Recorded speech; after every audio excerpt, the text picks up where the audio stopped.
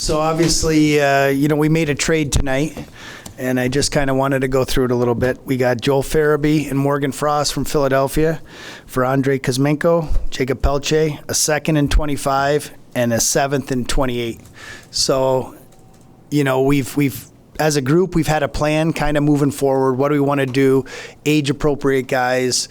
It's not always easy. I know people always want something to happen really quick, but, we felt at this point these two players are going to be a huge, bump in our lineup. Especially we get a center, maybe not a right shot center, but we get a center, age appropriate, and, something that we were really looking for. And then Joel Farabee, is a proven two-time 20-goal scorer. He brings some jam. We saw it here when he was going after Pospisil the night we played Philly early on in the year. So we're really, really excited about the guys we're bringing in. Obviously, with that said, we lose some great people in Kuzi and Peltz, and those are the hard parts of the job. I mean, those really are. The draft picks are the draft picks because we don't know them. But, those two guys, especially Peltz has been here right from his draft year all the way through. And, he was emotional. I was emotional for him. Like, I know what it's like to be sitting on that other side. It's not easy. And unfortunately, to get players, you have to give up players. And that's what we had to do in this deal. Any questions? Any questions? Yeah. Greg, you mentioned the emotions of Jacob. Yeah. I think that really speaks to the culture that you tried to foster here, doesn't it? In that wanting to be here, a tight locker room. Can you just speak to how that's really something that means a lot to those players inside that room, and certainly to you? Yeah, I mean, you watch the group, I'm at arm's length. I see it from a distance, but they seem like they really enjoy themselves. They're having fun. We all see what it was like on the ice with Pelche. I mean, he was, giving the guys kisses and rubbing heads and all that. And he was like that when he wasn't on camera or wasn't on the ice. So, that's the tough part. But, you're trying to build something here and you're trying to bring in the right people. But you know what? It's that room that is doing it.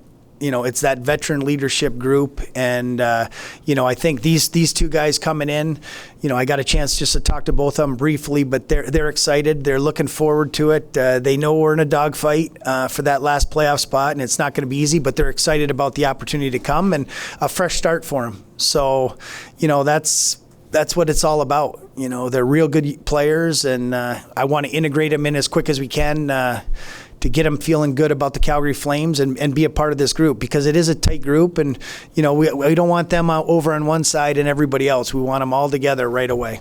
Greg, how important is it for you right now to try and strike a balance between these guys could help for a long time and yet I want to try and see through this playoff fight that we're in? Yeah, I mean, I definitely wanted to give the team something. They deserved it. They've earned it, and they to give them a boost, a shot in the arm, or whatever it is, we felt like these two players could do that. And they're at the right age. They're not 33, 34-year-old players. They're 24 and 25-year-old guys that we can grow with. And that's always been the plan, is not just to do a deal to get an older player. Maybe at some point that makes sense, but for right now, we really want to find guys that we can grow with the long term. Off the top, but would you just go further into the two guys and specifically what you like and where they kind of fit your plan here? Yeah, so Morgan Frost obviously is a center, a natural center that we don't have. Really nice playmaking, great hands, sees the ice, vision. I watched him tonight on the power play. He made some real nice plays, quick one touches. He gets the puck in so he can transport the puck up and get it in, and that's we've had some problems at times this year getting the puck in, so he's going to help with that. And then with Joel, he's got some jam and he can score. And, he maybe his minutes are down or a little bit there, but I think we're going to be able to give him a really good opportunity here in Calgary. So I think he's going to bring, we talked a little bit about it. When you watch him, he's like a younger, maybe Blake Coleman type player, where he chips in offensively. He can score, he can put up points, but he's got some grit, and you feel very comfortable when he's on the ice in all situations.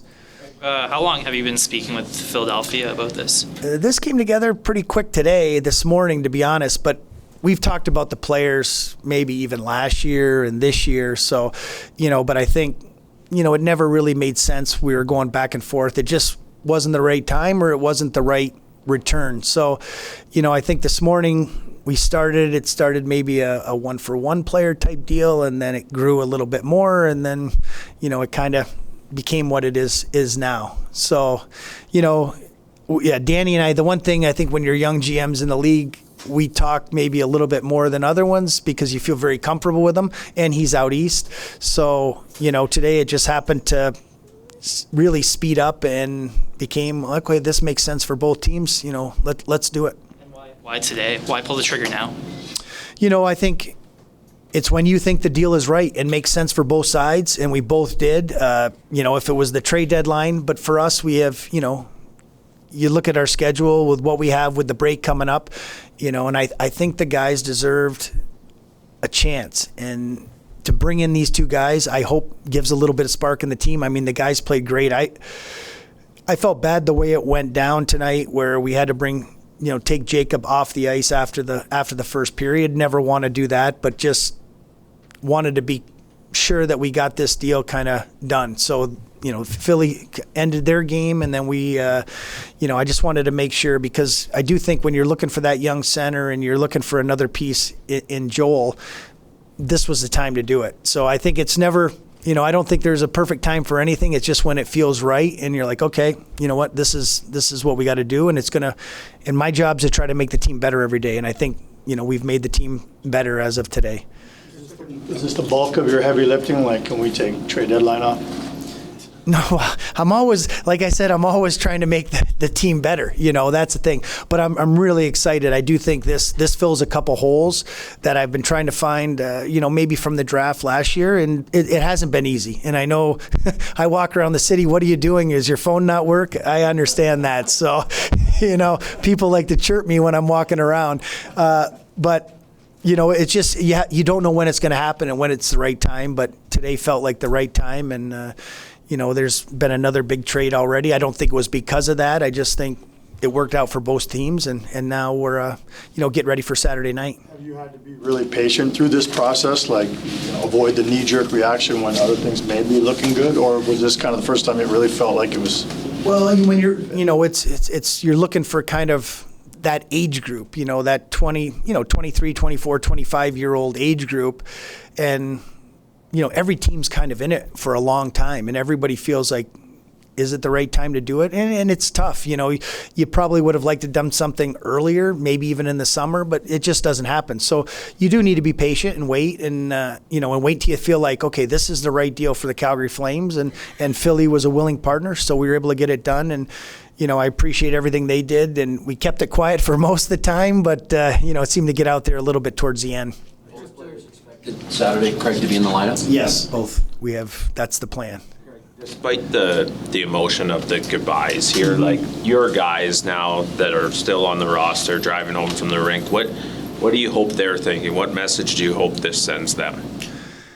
That we're trying to get better, that we're trying to make that push for the playoffs, and these two guys coming in, whether they feel it or not right now, they don't really probably know the players that well, but we believe upstairs and that these two players can help us get to our ultimate goal, and it was just to make the playoffs and then start winning playoff rounds. So that's, we've seen lots of steps taken by our young guys here, and I think these guys are going to be a perfect age to come in with our other young guys, and we got, again, that great veteran group, and I do know it would be hard for Huberdeau tonight, because I know he's got a special bond.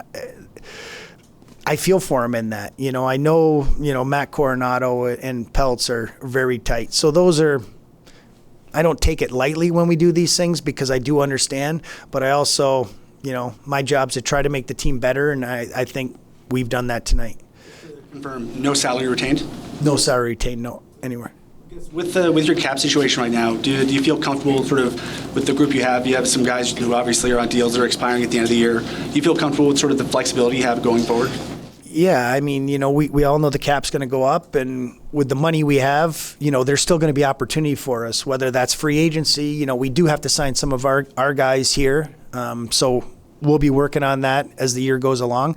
But yeah, where years in past where maybe I've had a couple million, it's pretty tight. You don't have a lot to work with. This definitely gives us lots of options. And, we still said we can try to use that money, if teams need, as the deadline comes, if they need a third party, I've told teams we're willing to do that. We'd be in that game, obviously for something in return.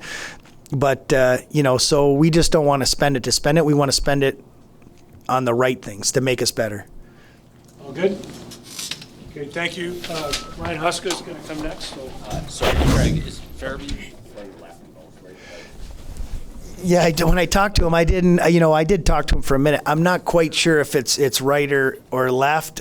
He just wants to play a lot, so I told him we're going to do that for him.